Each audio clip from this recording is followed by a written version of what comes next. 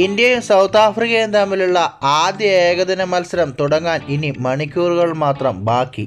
Ranchi international സ്റ്റേഡിയത്തിൽ ഉച്ചതിരിഞ്ഞ് 1:30 മുതലാണ് മത്സരം. നിലവിലെ ഇന്ത്യയുടെ ഏകദിന ക്യാപ്റ്റനായ ശുഭ്മാൻ ഗില്ലിന് പരിക്ക് മൂലം KL രാഹുലാണ് ഇന്ത്യൻ ടീമിനെ നയിക്കുന്നത്.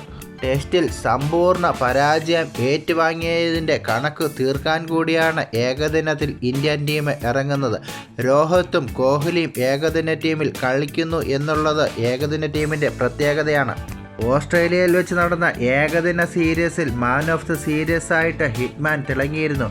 ആദ്യ മത്സരത്തിൽ തിളങ്ങാനായില്ലെങ്കിലും രണ്ടാമത്തെ മത്സരത്തിൽ അർദ്ധ സെഞ്ചുറിയും മൂന്നാമത്തെ മത്സരത്തിൽ സെഞ്ചുറിയും അടിച്ച് ഇന്ത്യയെ വിജയിപ്പിക്കുന്നതിൽ ഒരു പ്രധാന പങ്ക് രോഹിത്തിൻ്റെ തന്നെയായിരുന്നു. ആദ്യ 2 മത്സരങ്ങളിലും സംപൂജ്യനായ വിരാട് കോഹ്ലി മൂന്നാമത്തെ മത്സരത്തിൽ അർദ്ധ സെഞ്ചുറി അടിച്ച് തിളങ്ങിയിരുന്നു. നിങ്ങളുടെ അഭിപ്രായത്തിൽ ആദ്യ ഏകദിനം ആര് വിജയിക്കും?